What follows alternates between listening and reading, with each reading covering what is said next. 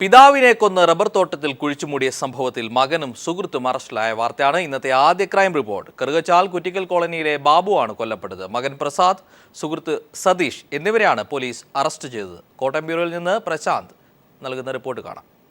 കറുകച്ചാൽ കുറ്റിക്കൽ കോളനിയിലെ ചാത്തൻ ബാബു എന്ന ബാബുവിനെ മകൻ പ്രസാദും കൂട്ടുകാരനായ സതീഷും ചേർന്ന് കഴിഞ്ഞ ഒക്ടോബർ 16 രാത്രിയാണ് ശ്വാസം മുട്ടിച്ച് കൊലപ്പെടുത്തിയത്. അതിനുശേഷം മൃതദേഹം സമീപത്തെ റബ്ബർ തോട്ടത്തിൽ കുഴിച്ചുമൂടി. പിറ്റേന്ന് ബാബുവിനെ കാണാനില്ലെന്ന പരാതിയുമായി ഭാര്യ ശാന്തമ്മ കറുകച്ചാൽ പോലീസ് സ്റ്റേഷനിലെത്തി. കേസെടുത്ത പോലീസ് ബാബുവിന്റെ തിരോധാനത്തെക്കുറിച്ച് അന്വേഷിച്ചു വരികയായിരുന്നു. പരസ്ത്രീ ബന്ധമുള്ളതിനാൽ ബാബു വീട്ടിൽ നിന്ന് മാറി നിൽക്കുന്നതാവാമെന്നാണ് മകൻ പ്രസാദ് പോലീസിനോട് പറഞ്ഞിരുന്നത്. വീട്ടുകാരും ഇതേ മൊഴി നൽകിയതോടെ സംശയം പറഞ്ഞ സ്ത്രീയെ പോലീസ് ചോദ്യം ചെയ്തു.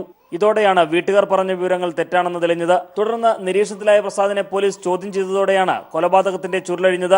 മദ്യപിച്ചാൽ അക്രമ സ്വഭാവമുള്ളയാളാണ് ബാബുവെന്നും വീട്ടിൽ അക്രമം പതിവായതോടെയാണ് കഴുത്തിൽ തോർത്തുമുണ്ട് മുറുക്കി കൊന്നതെന്നുമാണ് പ്രസാദ് കുറ്റസമ്മതം നടത്തിയിരിക്കുന്നത്. പ്രസാദിന്റെ സഹായി സതീഷിനെയും പോലീസ് അറസ്റ്റ് ചെയ്തു. പ്രതികളെ സംഭവ സ്ഥലത്തെത്തിച്ച് കണ്ടെടുത്ത മൃതദേഹം RDOയുടെ സാന്നിധ്യത്തിൽ പോസ്റ്റ്മോർട്ടം നടത്തി. കൊലപാതകമാണെന്ന് സ്ഥിരീകരിച്ചു. News bureau, Kottayam. ഓൺലൈൻ പെൺവാണിഭ കേസിൽ പോലീസ് വലയിൽ നിന്നും രക്ഷപ്പെട്ട 2 പേർ പിടിയിലായി. മുബീന, വന്ദന എന്നിവരെ തമിഴ്നാട്ടിൽ നിന്നാണ് പോലീസ് അറസ്റ്റ് ചെയ്തത്. ജീവൻകുമാർ നൽകുന്ന റിപ്പോർട്ട്.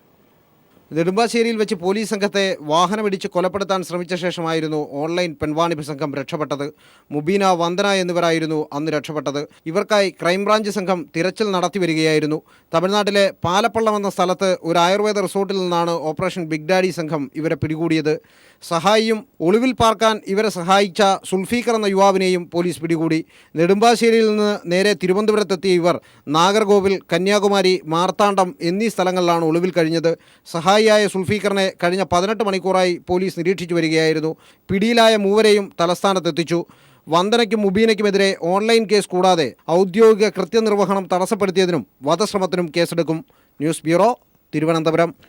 പോലീസ് നിയമന തട്ടിപ്പിൽ തനിക്കെതിരെയുള്ള ആരോപണവും അന്വേഷിക്കട്ടെ എന്ന് ആഭ്യന്തരമന്ത്രി രമേശ് ചെന്നിത്തല.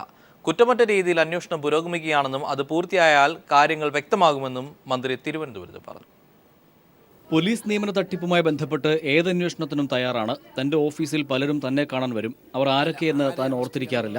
തട്ടിപ്പിന് വിധേയരാകുന്നവർ പലരുടെയും പേരുകൾ പറയും. മാധ്യമങ്ങൾ അതിന് കൂട്ടുനിൽക്കുകയാണെന്ന് ആഭ്യന്തരമന്ത്രി ക്ഷോഭത്തോട് പറഞ്ഞു. ഇതിനകത്ത് ആരൊക്കെ ഉണ്ടെന്നുള്ളത് പൊതുസമൂഹം മനസ്സിലാക്കും. ഇനിയുള്ള ദിവസങ്ങളിൽ ഇതിൻ്റെ പിന്നിൽ ആരാണ് എന്നുള്ളതൊക്കെ വരും ദിവസങ്ങളിൽ മനസ്സിലാവും, ജനങ്ങൾക്ക് മനസ്സിലാവും. അത് നമുക്ക് നോക്കാം. ഉണ്ടെന്ന് അത് പുറത്ത് വരട്ടെ. ഏത് അന്വേഷണം നടന്നാൽ ഞാൻ അനുകൂലമാണ്. തന്റെ ഓഫീസിൽ ആർക്കും നൽകിയിട്ടില്ല. അതുപയോഗിച്ചാൽ ആരാണ് ജോലി നൽകുകയെന്നും ചെന്നിത്തല ചോദിച്ചു. പിന്നിൽ ഗൂഢാലോചനയുണ്ടോ എന്ന ചോദ്യത്തിന് അന്വേഷണം നല്ല രീതിയിൽ മുന്നോട്ട് പോകുന്നുവെന്നും പൂർത്തിയായാൽ കാര്യങ്ങൾ വ്യക്തമാകുമെന്നുമായിരുന്നു മറുപടി. സ്വാമി ശാശ്വതീകാനന്ദന്റെ ദുരൂഹമരണത്തിൽ അന്വേഷണം തുടരുകയാണ്. FIR ഇട്ട് അന്വേഷണം നടത്തുന്ന കാര്യത്തിൽ ഹൈക്കോടതി ഉത്തരവിന് ശേഷം തീരുമാനം കൈക്കൊള്ളുമെന്നും ആഭ്യന്തരമന്ത്രി വ്യക്തമാക്കി. ഓൺലൈൻ പെൺവാണിഭ അന്വേഷണ ചുമതലയിൽ നിന്ന് IG ശ്രീജിത്തിനെ മാറ്റിയിട്ടില്ലെന്നും ചോദ്യത്തിന് മറുപടിയായി ചെന്നിത്തല പറഞ്ഞു. News bureau, Thiruvananthapuram. പോലീസ് നിയമന തട്ടിപ്പിൽ പുതിയ വെളിപ്പെടുത്തൽ. ശരണ്യ ചെന്നിത്തലയെ നേരിട്ട് കണ്ടു എന്നതിന് സ്ഥിരീകരണമായി. ശരണ്യയെ ഹരിപ്പാട്ടെ ക്യാമ്പ് ഓഫീസിൽ കൊണ്ടുവിട്ട എന്ന് ഡ്രൈവർ കൊണ്ടുവിട്ടു എന്ന് ഡ്രൈവർ സുധീർ പീപ്പിളിനോട് വെളിപ്പെടുത്തി. പോലീസ് നിയമന തട്ടിപ്പിൽ പ്രതിയായ ശരണ്യ മജിസ്ട്രേറ്റിന് നൽകിയ രഹസ്യമൊഴിയിൽ ആഭ്യന്തരമന്ത്രി രമേശ് ചെന്നിത്തലയെ കണ്ടതിനെക്കുറിച്ചും അദ്ദേഹത്തിന്റെ ഓഫീസ് നൽകിയ സഹായത്തെക്കുറിച്ചും വ്യക്തമാക്കിയിരുന്നു. എന്നാൽ ആരോപണം ആഭ്യന്തരമന്ത്രി നിഷേധിച്ചു. ഈ പശ്ചാത്തലത്തിലാണ് ശരണ്യയെ രമേശ് ചെന്നിത്തലയുടെ ഹരിപ്പാട്ടെ ക്യാമ്പ് ഓഫീസിൽ കൊണ്ടുവിട്ട ഡ്രൈവർ സുധീറിന്റെ സ്ഥിരീകരണം പീപ്പിൾ TV പുറത്തുവിടുന്നത്. രമേശ് ചെന്നിത്തലയുടെ ഓഫീസിലാണ് ഞാൻ, അവിടെ അച്ഛൻ, അവിടെ അമ്മ, നെയ്സലി, അവിടെ കൊച്ചും മറ്റേ നെയ്സലി. അതാ അവിടുന്ന് പിന്നെ അവിടെ ചെന്നിട്ട് ഞാൻ വണ്ടി നിറങ്ങത്തില്ല. നെയ്സല് പിന്നെ ഈ രമേശ് ചെന്നിത്തലയുടെ ഓഫീസാണോ അതോ വീടാണോ? അരിപ്പാടമ്പലത്തിന് വടക്കാപ്പുറത്താണ്. അവിടെ അവൻ്റെ ചെന്നിത്തല ഓഫീസ് അവിടെ പോയിട്ട് ഇവരെന്ത് അവരകത്തോട്ട് കയറുക? അവരകത്തോട്ട് കയറും. ഞാൻ കാരണത്തിലേക്ക് വരും. നെയ്സലും ആ പെണ്ണും കൂടെ അകത്തോട്ട് കയറും. അപ്പോൾ ഇവർ അച്ഛനും അമ്മയും വണ്ടിക്കകത്തുണ്ട്.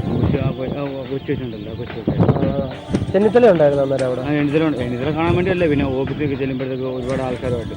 പിന്നെ അത് കഴിഞ്ഞ് ചെന്നിത്തല ഏതാണ്ട് കൊടുത്തു. ഒരു പേപ്പർ എന്തോ കൊടുത്തിട്ട് പറഞ്ഞ് പിന്നെ എന്തോ ഇവിടെ ചെല്ലാൻ പറഞ്ഞു. എന്തോ പത്തനംതിട്ട വനവാസില്ലാങ്ങാടി എല്ലാം പറഞ്ഞു. അങ്ങനെ 2 വട്ടം ഞാൻ അതും പോയി. ശരണ്യയുടെ മൊഴിയെ സാധൂകരിക്കുന്ന നിർണായക വെളിപ്പെടുത്തലാണ് ഡ്രൈവർ സുധീറിന്റേത്. എന്നാൽ ക്രൈംബ്രാഞ്ച് അന്വേഷണം ഈ വെളിപ്പെടുത്തലിലേക്കൊന്നും നീങ്ങുന്നില്ല എന്നതാണ് വാസ്തവം. News bureau, Alappuzha. പോലീസ് നിയമന തട്ടിപ്പ് കേസിൽ അറസ്റ്റിലായ മിമിക്രി കലാകാരൻ ഉന്നത ഉദ്യോഗസ്ഥൻ ചമഞ്ഞ് ഉദ്യോഗാർത്ഥികളെ വഞ്ചിച്ചിട്ടുണ്ടെന്ന് പോലീസ്. ഉദ്യോഗാർത്ഥികളിൽ നിന്ന് പിരിച്ചെടുത്ത പണം ഇയാളുടെ കൈവശം എത്തിയോ എന്ന് പോലീസ് അന്വേഷിച്ചു വരികയാണ്.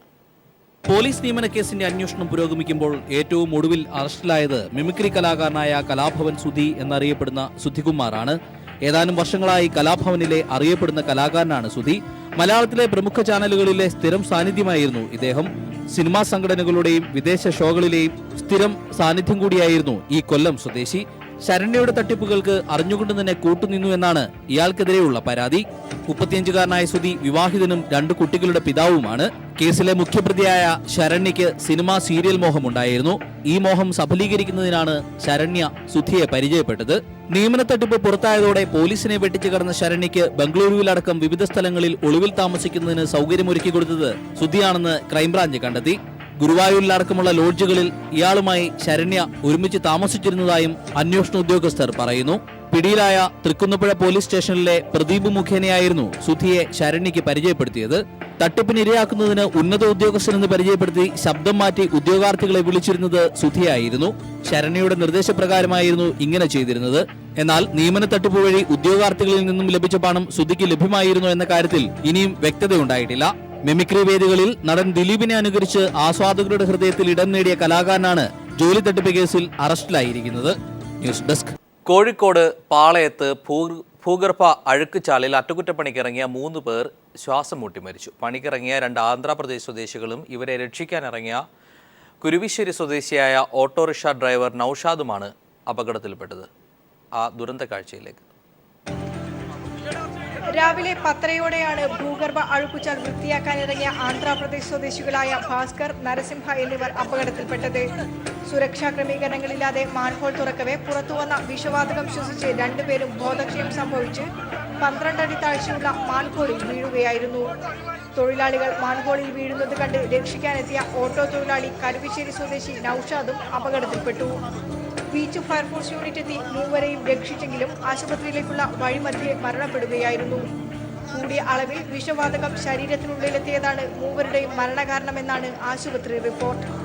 തൊഴിലാളികൾക്ക് വേണ്ട സുരക്ഷാ ക്രമീകരണങ്ങളില്ലാതെ ജോലിയെടുപ്പിച്ചതാണ് അപകടത്തിനിടയാക്കിയതെന്ന് beach fire force division officer Arun Shankar പറഞ്ഞു. ഓക്സിജൻ കിട്ടാതെ താഴെ പോയെന്നാണ് പറയുന്നത്. അപ്പോൾ തുറന്നപ്പോഴത്തേക്ക് അത് ഇതിൽ വളരെ ക്ലോസർ എൻകോഷറാണ്. അപ്പോൾ എയർ കാണത്തില്ല. അപ്പോൾ ശ്രദ്ധിച്ച് നമ്മൾ ഒന്നെങ്കിൽ സേഫ്റ്റി ബെൽറ്റ് ഇട്ടിട്ടൊക്കെ അവിടെ ചെക്ക് ചെയ്യുമ്പോൾ മേളിൽ നിന്ന് സേഫ്റ്റി ബെൽറ്റ് ഇട്ടിട്ട് റോപ്പ് കൊടുത്തിട്ടൊക്കെ ആളിനെ ഇറക്കി നോക്കാവും. പക്ഷെ അവർ അല്ലാതെ ലിഡ് തുറന്ന് നോക്കിയപ്പോൾ ഫസ്റ്റ് ആൾ വീണു. 2ാമത്തെ ആൾ പിന്നെ ആളെ രക്ഷപ്പെടുത്താൻ നോക്കി അയാൾ വീണു. പിന്നെ ഒരു ഓട്ടോക്കാരൻ 3ാമത് കണ്ടുവന്നൊരു ഓട്ടോക്കാരൻ വന്നു ചാടി രക്ഷപ്പെടുത്താൻ നോക്കി അയാളും വീണു. മരിച്ചവരുടെ കുടുംബങ്ങൾക്കായി ജില്ലാ കളക്ടർ 1 ലക്ഷം രൂപ അടിയന്തര ധനസഹായം പ്രഖ്യാപിച്ചു. News bureau, Kozhikode. മരണത്തിന് മുന്നിൽ പിടയുന്ന മനുഷ്യനെ നോക്കി കണ്ണടയ്ക്കാൻ നൌഷാദ് എന്ന ഓട്ടോ ഡ്രൈവർക്കായില്ല. ജീവൻ പണയം വെച്ച് രക്ഷാപ്രവർത്തനത്തിന് ശ്രമിക്കവേ നൌഷാദും അപകടത്തിൽപ്പെടുകയായിരുന്നു.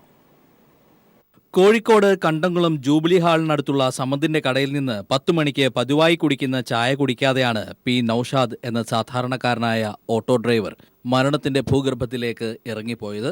തനിക്ക് ഒരു പരിചയവുമില്ലാത്ത 2 പേർക്ക് വേണ്ടി സ്വന്തം ജീവിതം നൽകി അദ്ദേഹം മനുഷ്യസ്നേഹത്തിന്റെ ഏറ്റവും വലിയ ഉദാഹരണമായി മാറി. KL 11 S66 93 നമ്പറിലുള്ള ഓട്ടോറിക്ഷയുമായി എന്നും സമന്തിന്റെ കടയിലെത്തുന്നതാണ് കരുവാശ്ശേരി സ്വദേശിയായ നൌഷാദ്. വ്യാഴാഴ്ചയും രാവിലെ 10 മണിയോടെ എത്തി. ചായയ്ക്ക് ഓർഡർ ചെയ്തു. ചായ എടുക്കുന്നതിനിടയിലാണ് ജയ ഓഡിറ്റോറിയത്തിന് മുന്നിൽ നിന്ന് നിലവിളിയും ബഹളവും കേട്ടത്. നൌഷാദ് ഉടൻ തന്നെ കടയിൽ നിന്നിറങ്ങി ഓടി. അദ്ദേഹം മാൻഹോളിനടുത്തേക്ക് എത്തുമ്പോഴേക്കും ആന്ധ്രാ സ്വദേശികളായ ഭാസ്കറും നരസിംഹവും ഓടയിൽ അപ്രത്യക്ഷരായിരുന്നു. അവർക്ക് പിറകെ നൌഷാദും ഇറങ്ങി. 6 അടി വെള്ളമുള്ള ഓടയിലേക്ക് അദ്ദേഹം അധികം ഇറങ്ങിയപ്പോൾ അടുത്തുള്ള കടക്കാരും ചുറ്റും കൂടിയവരും അരുത് എന്ന് വിലക്കിയിരുന്നു. എന്നിട്ടും നൌഷാദ് തന്റെ ഏകാംഗ യത്നം തുടർന്നു. ഇതിനിടെ താഴെ മുങ്ങിക്കൊണ്ടിരുന്ന ആരോ നൌഷാദിന്റെ കാലിൽ പിടിച്ചു. അതോടെ മുകളിലുള്ള പിടിവിട്ട് അദ്ദേഹം താഴെ മലിനജലത്തിന്റെ ഇരുട്ടിലേക്ക് മറിഞ്ഞു വീണു. ഭാസ്കറിന്റെയും നരസിംഹത്തിന്റെയും ശരീരങ്ങളാണ് ആദ്യം കിട്ടിയത്. അവരെ മെഡിക്കൽ കോളേജ് ആശുപത്രിയിലേക്ക് കൊണ്ടുപോയി കഴിഞ്ഞ് 15 മിനിറ്റ് കഴിഞ്ഞാണ് നൌഷാദിന്റെ ശരീരം ലഭ്യമായത്. ഓടയിൽ ഏറ്റവും അധികം നേരം ശ്വാസം മുട്ടിക്കിടന്നത് രക്ഷകനായി ഇറങ്ങിയ സാധാരണക്കാരനായ ഈ മനുഷ്യനായിരുന്നു. ചലനമറ്റ നിലയിലായിരുന്നു അപ്പോൾ നൌഷാദ്. അല്പസമയം കഴിഞ്ഞപ്പോഴേക്കും നൌഷാദും മരിച്ച വിവരമെത്തി.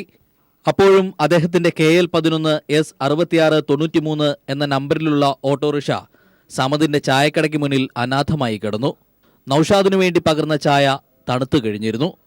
നൌഷാദ് എന്ന ഓട്ടോ ഡ്രൈവറുടെ അപൂർവമായ മനുഷ്യസ്നേഹത്തെ നമിച്ചാണ് സംഭവസ്ഥലത്ത് കൂടിയ ജനം ഒടുവിൽ പിരിഞ്ഞുപോയത്. News desk.